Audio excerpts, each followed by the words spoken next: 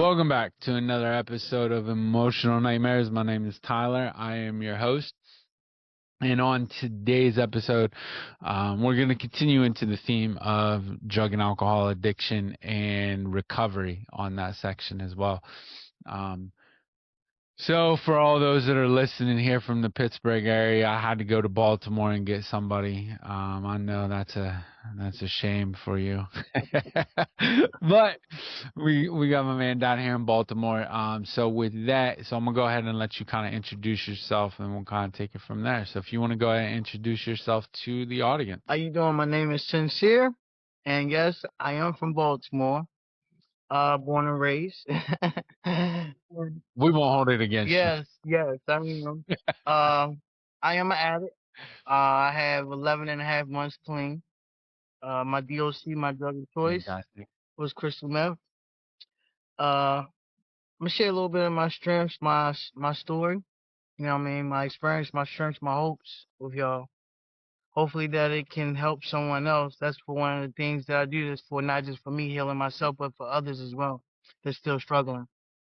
Um, I started, at a young age in Baltimore City, which is I come from a real drug infested neighborhood. From hustling, starting young, from when my mom even got high, finding drugs at a young age, having to clean up after her. Started with the ecstasy, the mollies, powder cocaine, the marijuana, and the drinking real heavy, partying in the cities. Like I said, being from Baltimore, it's kind of hard to escape that because it's everywhere. It's all over. Especially when you grow up in the projects and you have parents that get high and you already touching it at a young age, 5, 6 years old, going behind and having to clean up for my younger sibling is actually already getting into my pores. Little did I not know. Um, so I started, young. Stayed in Baltimore for a while, but I decided to leave because of my addiction and traveling. Like they say, you take you wherever you go, though. So, I decided to move to Vegas. Um, How old were you when you moved to I moved Vegas? to Vegas in 2016. So about Okay. 30. So you made it quite a long time throughout Baltimore. So let me ask you this, Uh, right? But most of my viewers we're all dope heads, uh, right? How the hell did you make it through Baltimore without falling into the heroin addiction, right? well, Because I was always that's what we think of when we hear Baltimore. I mean, everybody done watched The Wire, and any good drug addict knows that we done packed up and went down there and got them double seal Well, bulldogs. let me tell you this. I was a hustler. Now I sold it. I Yeah. jumped off the porch I selling it. I'm not gonna lie. I knew that's where the money was at. I'm not gonna lie to you. The money was in the dope, man. So I jumped off the porch yeah. 14 selling dope. I knew it, but I was always scared of it. I was always scared of, and my Okay. mom drug a That's choice, and my fair. mom did dope. So it kept me away from doing it because I seen her having to go behind her and do it. That was one of her drug of choice. So you had a resentment towards the heroin side of Yeah, it, right? yeah. Okay. Because you started your addiction, like your drug addiction, late as fuck. And if I'm being Yeah. honest, right, you started on a drug ain't even from your area, right? So, all right, man. So now we're going to Yeah. Vegas. Let's Yeah, go. so yeah. And a lot of people say that. They say, you did what? Huh? So they say, we haven't even heard of that. And so when I first went out there, the first thing I said, like, you take you wherever you go, I started selling it. And like I said, I had tried powder cocaine before. So I'm hustling, I'm working in Vegas, and everything is going good when I first moved. I mean, I'm a sous chef. I'm working in the top line restaurants. I'm enjoying the Vegas life, the women, the atmosphere. It's way different from Baltimore, man. I felt like Scarface. Like, I'm like, without the drugs, man, I was like, I'm on top of the world, baby. But it's like, after a while, I started getting involved with different people. I moved. And I had a friend of mine that was from California, and I moved to a neighborhood where it was meth infested. But it was money to me. I always been a hustler, always been a hustler besides working. So I'm selling my weed at the time. And also I got introduced to so I said, what are you selling? I'm like, what is that? I thought it was like glass at first. It was like all shiny. I'm Right. like, is that drugs? So they said, yeah, so much money was coming in. I'm like, man, I need to invest my money into that, man. Let's go. So, me being from Baltimore, never in my hustling dream, I said, I'm gonna jump on it. So I got to my Baltimore mentality. I'm just smoking weed at the time. And one day, after a while, a few months of me selling it, I got inquisitive. I'm like, what is this? So I chopped it up and I'm sitting in my bedroom by myself and I take a line. And when I do it, I'm thinking it's like powder cocaine, but it burnt my damn nose so bad. It was like on fire. I'm like, what the, like, that's not it. But me not knowing I was opening up a door for myself, I wasn't prepared for. Yeah. I kept doing it for a few weeks like that, doing a line here, doing a line there, but I was keeping it from my homeboys because I was embarrassed. I didn't want them to know like I'm doing the same thing that I'm selling. So I'm keeping it from them. But I started noticing things. My face breaking out. Uh, I'm not eating as much. I'm a big guy naturally. So, Yeah. so I got introduced. So after that, a few weeks after that, I was with a guy of mine that did it as well. Introduced me to smoking it. That was the worst. That's when it was all over for me right there. All downhill from there. I hit that pipe one time, and this is the thing. I always told myself, sincere, I'm never gonna hit no pipe. I told him being from Baltimore and being from where I'm from, I'm like, I grew up in the hood. Everybody know me to be a hustler. So to go smoking a pipe, like I said, I showed it, but to do it, it was different for me. It took over my mental. It had me thinking a lot. It wasn't just the drug. It was like, what am I doing? I was actually thinking. And I suffer from mental health as well. So it was like messing with me chemically. Yeah. So, I would imagine too. I would imagine. So I'll throw this in because like coming from that world, right? Like a lot of times, like when we're selling the drugs, mm, um, like we kind of know the damage that we're doing to other people because that selling drugs is just as addicting as anything else. But the moment that we kind of cross that line and we start doing it too, it's a whole nother set of guilt and shame that comes with it, yeah, right? Because it's like, damn, like I don't even want the people that are close to me to know that I'm getting high because they're going to look at me in a whole different way too. So now like we're starting to hide things in a magnitude that like a lot of people don't kind of understand because it's not most people like if they get high, they got people they get high with that they're yeah, around, right? But when you start selling the drug and you start getting high, that feeling of alone is a whole nother level that like we really don't talk about enough yeah. is that Isolation. yeah, Isolation, that the that guilt and depression, the shame. isolation, the feeling like you feel guilt and Yeah. shame. Like I said, I didn't want nobody to Yeah. know. Especially after I started smoking. After I started smoking it, it really got a little bit more worse for me because I started losing weight. It started getting noticeable. And my homeboys now, they starting to notice, like, Syncere, I think I seen them, they talking, they like, okay, I think that he's kind of like messing around with it. But I'm keeping it, just doing it in my house. So, of course, now my money is starting to get messed up because now I'm starting to use my own product. So now I'm trying to keep up with the flow of things for them to keep them thinking that I'm going with my money in the pot, but then I'm still having this addiction that is starting to be very, very costly because in the beginning of doing it, you are rapidly like doing it. I found myself up. Yeah. So I was woke for the first time I was up for the days, because it keeps you up for days. I think I was up for like 3 days straight. And I'm like, wait, man, hold up. That's not normal, Sincere. Like, I mean, no food, straight woke. I'm talking about no Yeah. closed eyes shut, just straight woke up 24/7. And I'm like, okay, just straight getting high. So eventually, my homeboys, they found out and they started distancing themselves because they didn't do it. They just was straight. And they was trying to talk to me. Yeah. Um, but at this point in time, I was already addicted. It had already hit me. Um, my roommate found out, and the female that I was dealing with at the time, she found out, which was kind of like I was in a toxic relationship at the same time too. So it wasn't helping my drug Of use. It course. was kind of like making it a little bit more worse. Should I say? Um, it was making it a little bit worse, should I say? Um, because I was going through the toxic things with her. Then now I'm battling with I'm addicted to this drug that I've never done. And my body and my mind and my mental was just all over the place. Like my emotions was everywhere. So once everybody found out, which they have called the Vegas meth community, I started involving myself into them individuals. That was crazy. I Yeah. was putting myself into some really dangerous situations, man. But I've always had, I've always been the type of person now. I never let myself go. Like as far as walking around with no shoes on my feet. You know, meth can take you to a point mentally where you can really have a meth psychosis and it can take you and see shadows and you can never come back from it. I mean, you see people walking around with no shoes on their feet, but naked.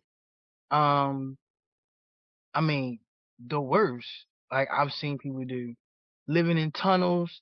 I personally have never lived in a tunnel, but they have called the tunnel life in Vegas. But Yeah, the tunnels are wild yeah, over there. I I've mean, hustled and I've went down in those to sell to make sell, sell things, and they're dangerous.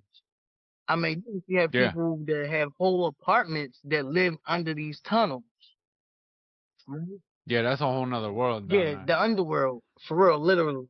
Yeah, Um, yeah. and We had a girl on here that you said that you actually met uh, her. We had her on here, and she was kind of talking a little bit about the tunnels because she does work in the tunnels yeah, with I people. worked with them called the Um, Shining Light Foundation, and I've went with Mr. Rob Bang. yeah, I'm one of the favorite guys, man. I love him to death. Because I was in one of his recovery programs as well, and he goes out to yeah, the tunnels, and I've actually done work because I wanted to see what exactly I used to go at that time. I had started. This was after the fact I started cleaning up and trying to get myself together. It was I yeah. went through when I was 37. I went through a period of time. I was incarcerated, so I was had to clean up for 5 months. Then I would go back and forth. It was a cycle for me. The cycle was from the age of 37 up until about 40. It was a cycle. Treatment centers, addiction, back to the streets. Treatment center, detox, back to the streets. It was a cycle. I was like, I couldn't stop. But Now, every time that you went into a rehab, right? Because you did multiple rehab facilities. That I get asked this question a lot is what makes people keep going back, right? So each time that you went in, did you actually think in your mind like I want to be done, or did you go in because it was like I don't really have another I option? want to be done. And I would actually, Okay. I want to be done. Now, let me say this, to be honest, because it's an honest program I live today. It has been times where I've needed to get some sleep and that I've been up for 8 days and now I'm crashed out. I don't want to go to this guy's house because I know that there's drugs over there and that if I go there, I'm going to get high. So why not just take myself to a detox center? That part. You Yeah. feel what I'm saying? That was for me. Um, Sometimes I cry, man. I cry with that pipe in my hand, asking God just to take me sometime. It was a mental thing for me. I cried sometime a lot. And I talk about that in my poetry, you know what I mean? Like the pain and the different things that we've actually went through. Um, so people can understand like the realness of the whole disease of addiction. We'll Yeah. bring up a little bit to when I was about 41. Um, 41, which was last year. Like I said, I went through the whole addiction. Last year was I had got 16 months clean. So I was 40. I got 16 months clean. I was doing real good. I was working in the casino. Had a little Yorkie puppy. I was in a sober living program. I was doing good, right? And I allowed my emotions to get a hold of me. Be honest. I went through this situation with one of the guys, the staff members at my program, and instead of me using my coping skills, I allowed the devil to get inside and take over my head and let my addiction creep up on me, and I stepped back out again. But 41, which is, I'm gonna bring up this, which is gonna surprise you because you said I never tried the heroin. I actually tried fentanyl this night for the first Mm. time. So this, Well, nowadays that you can't escape it. yeah, You can't even do anything without fentanyl being in yeah, it anymore. yeah. Like, So I'm 41. This was April the 10th, 2025. So after having the 16 months clean, I step out, I mix my crystal meth with the fentanyl. And I hit it once, everything's okay. I gnawed it out. The feeling, now I told you I've been scared of it the whole time. So why I did it, I don't know. I let my addiction take over me. And the second time I did it, I overdosed. I had a seizure at the same time. And I had a mini stroke, which my left arm right now. I just actually came from the doctors. It's still weak. I don't have all the strength in it. And I almost died April 10th, 2025. That's my I do April 11th is my sobriety day. That's the last time that I picked yeah, up. Um, that day when I overdosed, man, it changed me. It changed my whole everything now. Cause now I'm seeing that Syncere, you took it to a point where you literally almost killed yourself. And I'm trying a drug that I've never tried before. You feel what I'm saying? Um, that was something for me. It was like mind boggling to myself, you know? And I know a lot of people that's, in addiction as well, that have done like heroin and downers. They went through that process of now, overdosing and coming back. But it only took me one time. I couldn't do it. I couldn't go back. I haven't went back. And now I have almost a year clean because it brought out, I had went through a spiritual awakening, and it changed like how I view myself, how I love myself, respecting my temple. It made me get more deeper into my recovery than when to step back out. It just changed me. It's like something came yeah. over me. What was that moment, right, where you're like telling yourself like, shit, man, this is it. Like I just can't keep doing this. I got to make some changes. Like, what was that moment like? When did you know, like, fuck? You know what I mean? Like, fuck, I hit the point. That moment was when I woke up in the hospital and those doctors, and I actually seen that shining light that I went through for months Yeah. afterwards. That was the moment when I actually seen that clear light over my head. That was the moment for me that I knew that that I was done. When I woke up in that hospital and they said that, sir, you just overdosed. We had a seizure at the same time. My heart rate was low. My memory was Yeah. gone. Feeling so, the feeling is unexplainable. The feeling is still unexplainable. It's only been a year. It's like, when I think about it to this day, I still get kind of emotional with it. Like, damn, like, you really almost, I don't let it now. I don't dwell on it. But do I think Yeah. about it? Yeah, I do. Because I'm so grateful. I'm so thankful. You know, but that moment was like a feeling of like, wow, you almost took it. You almost went out. I Yeah. seen So you. that was the Like I that felt was the presence of my mom that passed away 3 years ago.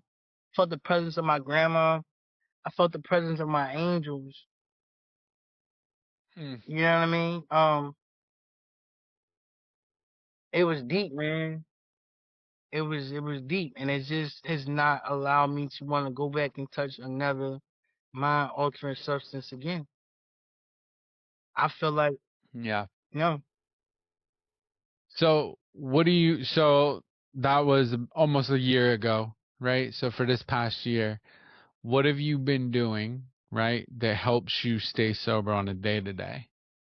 So tell me that well, process. I've been with my sponsor. I got a sponsor. Okay. I go to my meetings. I go to my NA meetings. I built a network. I go to Okay. therapy. I pray. I read my literature. I do my step work.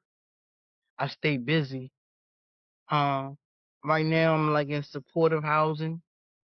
Um, where, we don't really have like groups or anything, but it's still a sober living environment. I keep myself in the Yeah. sober living environment. I'm not in Baltimore City. I'm in the county. I've changed places because I had to change people because even though I was in Vegas, I came back. Most of the people that I've came back into home to, they all on dope when I came back home. Yeah. So it wasn't no need for me to be even in the city around that when I'm trying to get myself clean. When I first came back, the first day I got off that flight, I checked into a program. I checked into inpatient, and I've been working Nice. hard ever since, every single day.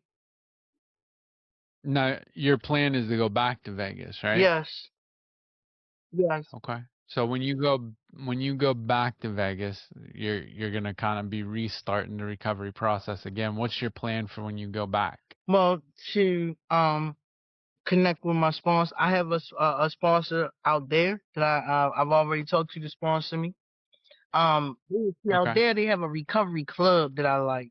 The Keeping It Real Club.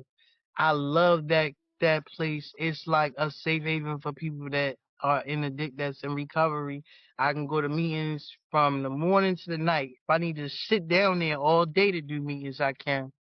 Going to my Nice. So it's like a 24-hour center that's it's open. not 24 hours, but it's open all day till like I think they close at like maybe 9 or 10 at night.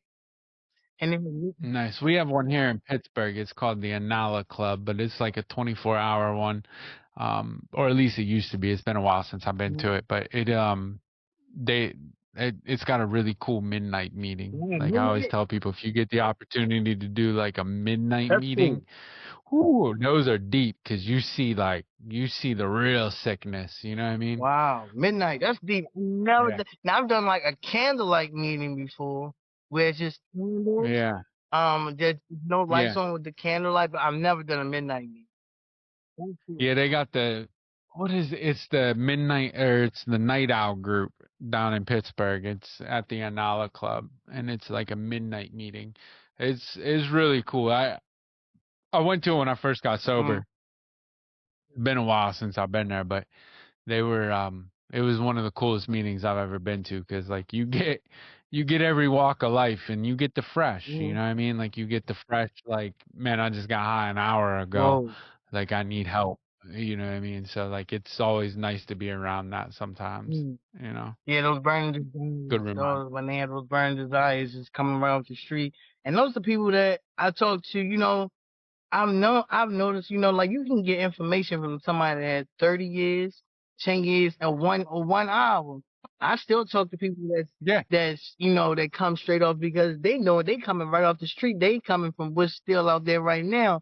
Even though I haven't touched it, they come. I Yeah. I, I love talking to even newcomers that's a day or 2 days, an hour clean. Just hearing what they have to say. Yeah. I love it. I love talking to them, man. They have so much information too. That's why on this channel like we like to get the large spectrum, right? Like, cause I mean, I got sober in Uh, 2006. So like a lot of things have changed since yeah. 2006.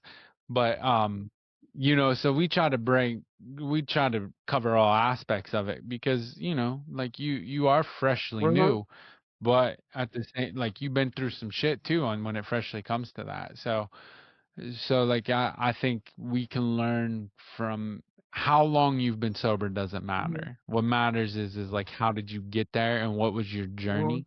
Because like I know me personally, I've learned more from sitting down talking to people in detox than I did ever and from anybody else. You know what I mean? Yeah, I want to do those like H&I panels. Like they do a lot of that. See, it's like Yeah. that's why I said when I get back to Vegas. See, they have known me. A lot of people judged me when I got back to Baltimore because of me, and they found out that I was doing the crystal meth. Oh, called me a meth head and judged me and different things, which is okay, fine. But what they don't understand is they don't know that struggle, that path, that everything I went through when I was in Vegas, and that's why I feel more comfortable Yeah. out there with them because they've seen where I've come from, and they can recognize now where Yeah. I'm at, and I do need that support right now. Like I said, like I just I'm just hitting a year. Like I still need that support, and I feel like I'll get Yeah. more support out there than what I get here. Yeah, I mean, I think you get the support anywhere you go. I think it's important to remember, like I always tell people, like I'm a junkie. Mhm. I prefer that because I think that all too often we let those labels consume us, right? Whether it's, this is a meth head, this is a crackhead. Boy, people hate to be called a Right. crackhead. And people hate to be called a junkie, Mhm. right? So I always tell people, like, look, I'm a junkie because if you put it in front of me, I'll do it. Like I'm an Right. addict through and through. Um, I might not like I never smoked crack, Mhm. right? I smoked meth like Right. crazy, and like and a lot of heroin. So meth and heroin were my thing, but I also did a lot of cocaine. I just didn't smoke crack. And I would look at people and be like, oh man, these are crackheads, Mhm. because that's what we do. We start comparing ourselves. That's why I hate the term like, what's your drug of choice, Mhm. right? Because my drug of choice has always been whatever the fuck you But got yeah, is good enough. yeah. 'Cause you You know never what I know. mean? You Like could we do shit we don't even like, listen. That's what I said. you Look at know? me. I tried that fentanyl, and like I didn't know. So at the end of the day, I'm an addict. I can't really say Yeah, because you never can say never. I told myself, yeah, like I told, I was always scared of it, but I got yeah, scared that yeah. Yeah, like like I always tell people, like I'm only 30 seconds away from doing Right. that. One bad day, one bad 30 seconds can send me into a lifetime of pain quickly. So I think it's important to remember, like, now I'm a junkie. Like I don't care if people like it or not. Like I prefer that title because it reminds me on how quick I am to that 30 seconds. Right. You know what I mean? So, whether or not people support that, and I do get flack from it because, you'll get people that'll be like, oh, hey, like, oh, they're an addict, da da da da. Da. I'm like, yeah, like that's me. I'm a Right. junkie, to keep us to remind us on how quick we are to that 30 And see, on seconds. days like that, I write. That's when I like I said, ever since last year, I got into my creative side. When I get on those days, I write. I write my poetry. I write, journal. I found writing to be just an outlet for me now. On those days when it's rough, because like I know every day not easy. You got those days when you just be like, man, fuck it. But I just think about how far I've came thus far, and I just learn to Yeah, write, man, my poetry, and I keep it going. Or I go back and read some poetry that I've already wrote just to keep me in tune. You know, that's what I do. yeah. So hit us with one of your poems. You I got got one? one. You got one on Yeah, I deck? got one actually. Actually, I bought it out. Um, I actually have I'm gonna hit you. Okay, so all right, this one is called Recovery Road. This was one of the first ones I did when I got clean. So searching deep to learn and embrace the person I am today. Letting go of fear and anger, the man who sits high and looks low, I lean on him and press. On my recovery road, I will not give up, no way. If I pick that pipe up again, there will be a price to pay. Maybe a coffin or a jail cell, but there I will lay. I'm fighting hard for my sobriety more than ever. The last time I got high, I overdosed and died. That wasn't very clever. I wanted to try fentanyl and thought the feeling would make me feel better. Trying to escape reality and ignore my emotions. Trying to forget all my pain, but that poisonous potion. I'm taking one day at a time, I will continue loving me. And through this cold world we live in, I will succeed and stay clean. Because when I got out of survival mode, I started thinking different. I have the ability to change my mentality and change the script to my motion picture. God gives us life, and it's all about what we do with it. I decided to put the drugs down and start using my potential, sharing my experiences, giving others hopes. Feel much more better than being sick off that dope. Hoping to save lives with my life story. Remember, I went from a Baltimore dope boy to an alternate rights poetry. Hmm. I like it. Yeah, I like it. I like it. Some good yeah. shit. What you Do you go to any of the spoken word I have shit done, out that yeah, I've way? done some open spoken word. I done some open mics out here. Um, Nice, I have a whole lot of them that I'm putting into a book. nice. When I do a H&I panel, I know once I get back to Vegas, I'll do some H&I panels. I want to put together some forms to give to some of the patients, the clients, and other addicts. I want to Yeah, put together those books. Just, like I said, I'm doing this to heal myself, man. Like, I'm on a healing journey right now. And I still want to just help others as well. But before I can, I know I gotta help myself. But along the way, I just hope that something that I say or something that I write, can just touch somebody else. Because I know how I felt when I felt alone. I know how I felt when I felt isolated and that thought nobody understood where I was coming from. Thought I was just the only person that felt this way. So I know that feeling, and I know there's other people out here that's still out there that feel that same way. I just want to let them know that you're not alone. I felt these ways too. I sometimes still feel these ways. You know. yeah, man. Keep pushing that shit on TikTok too. I mean, I know that's how I found you, Yeah. right? And I think that some of the that's kind of how it resonated with me. Some of the shit that you were saying. I don't remember what reel it was I saw. It was a while ago, but I know like one of your reels came up and it was deep, and I was like, damn, like this is pretty good. Like I want to bring him on the Yeah. show. So so I mean, keep pushing that shit. I think especially your poetry, man. Don't let that shit die. I'm big on that shit. I like that All shit. right. Yeah, So man. I am. I think that I think that shit's good, and I think there's a place for it, man. People are suffering, Yeah. right? Like people are out here suffering left and right, and you never know what it's gonna be that somebody's gonna hear that they're gonna be like, even yourself, even Yeah. me, right? Like there's been times where like you're struggling, and it's like the weirdest shit. You'll hear the most random shit, and you'll be like, oh, that's it. That's what it Right. is, right? So you never know the source. You know what I mean? So I think social media is a big platform that kind of helps us along the way because you hear that Yeah. random I shit. definitely You know? will. I definitely do. I haven't loaded anything, or the last one I loaded or something a little while ago, but um, I did it for a while and was doing it back to back to back to back, but I need to get back into it. Like every day I was landing something on TikTok. So Yeah, like I need to get back into that as well. You're right. Like every day post something. Cause I write every day, so yeah. Put it on there. Do the live.